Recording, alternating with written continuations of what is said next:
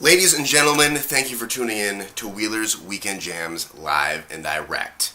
I'm here today to discuss the new upcoming docudrama, Soaked in Bleach, about Kurt Cobain's death. Now, this was actually released on June 11th, 2015, and already recently, on June 17th, it was reported by an online magazine, Deadline.com, that Cobain's widow, Mrs. Courtney Love, or I should say Miss Courtney Love, has sent cease and desist letters against theaters shooting Soaked in Bleach. So pretty much it's playing in very few limited selected theaters, but you could actually go watch Soaked in Bleach at Vimeo.com right now, download it, rent it, do whatever you need to do. You could purchase it as well. So why not?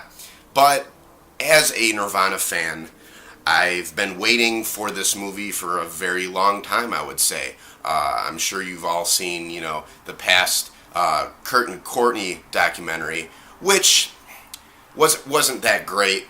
There was a few interesting points in the movie. Probably my favorite point about Kurt and Courtney is how they interview Courtney Love's dad, who wrote a book on how he thinks his daughter killed Kurt Cobain. So that was always very interesting to me. Recently, a couple weeks ago, Courtney Love's daughter, Frances Bean, came out with another documentary called Montage of Heck, which everybody has been raving about, just because obviously Kurt Cobain's daughter produced it and Courtney Love was behind the entire story of it and helped put it together and blah, blah, blah, blah, blah, blah, blah. So everybody was like, Montage of Heck, Montage of Heck. I definitely, needed to see that right away too. But it didn't tell us anything that we already didn't know about, Kurt Cobain and everything. Other than if you want to watch Courtney Love walking around showing off her tits every couple minutes. God only knows if half of the stories, that they put together in Montage of Heck was actually true. But anyways, let's get back to Soaked in Bleach. Now, Soaked in Bleach was obviously, this is a whole perspective on Tom Grant, who was the investigator, the private investigator for Courtney Love to find Kurt Cobain. Since he was missing about a week, it comes together as, this really shows it was not a suicide by any means. It really shows how the media could turn a person like Kurt Cobain into a very depressed rock star. That wasn't the case. Kurt Cobain, yes, we all know he had very depressing lyrics. Yes, we know that he was a drug user. He did do heroin. But, even in this docudrama, they have interviews with Kurt Cobain, and there was one interview in particular where he discusses how the media always portrays his lyrics. They always take it an extra step. They always take it an extra step too far. Friends, family members, all said that Kurt was probably one of the happiest people I ever met. I'm sure there were moments where he might have been a little depressed, but it really shows that he was actually a very happy person. He was living the rock star lifestyle. He was making tons of money. I think it definitely was overwhelming for somebody like Kurt Cobain, who, grew up kind of living house to house, dropped out of high school. That's a whole other factor. They, on Soaked in Bleach, they do interviews with people associated with this case, including Cobain's attorney, Rosemary Carroll, the doctors that, looked at his body, the police officers who were on the case who found his body.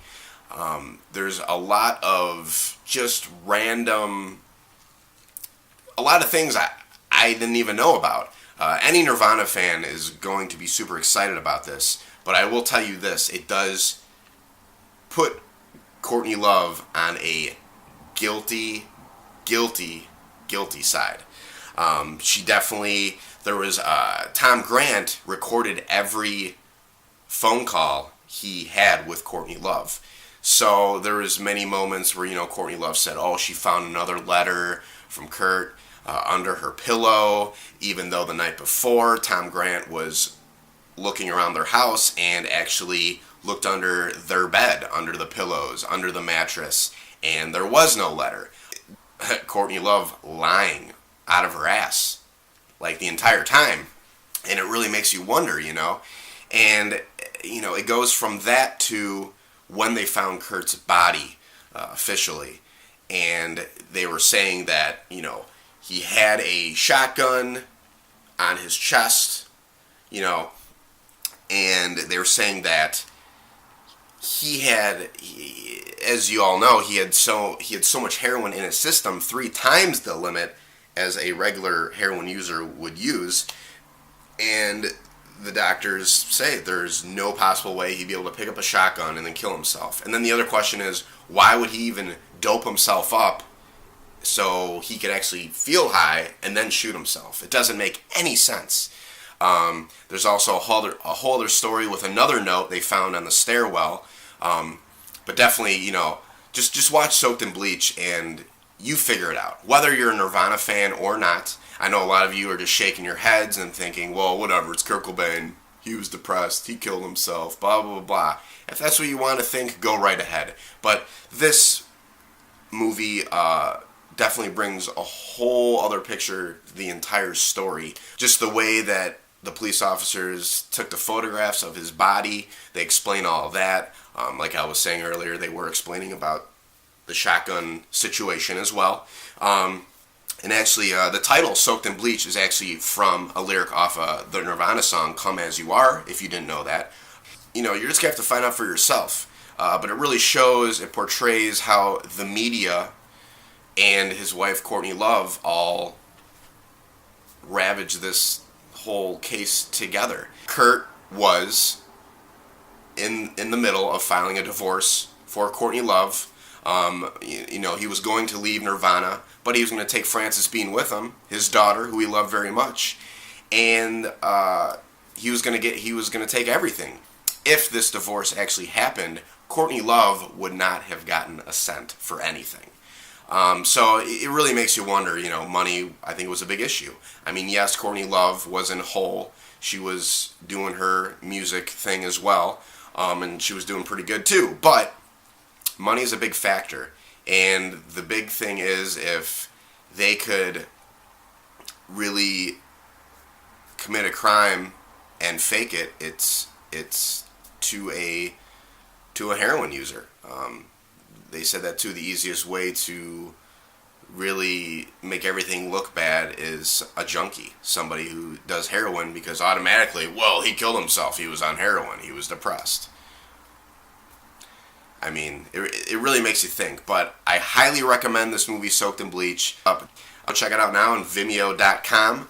And also, if you want to check out any more reviews and interviews that I have done, go to WheelersWeekendJams.com. WheelersWeekendJams.com. Like us, share, subscribe. Until then, check out Soaked in Bleach. It is available now. Peace.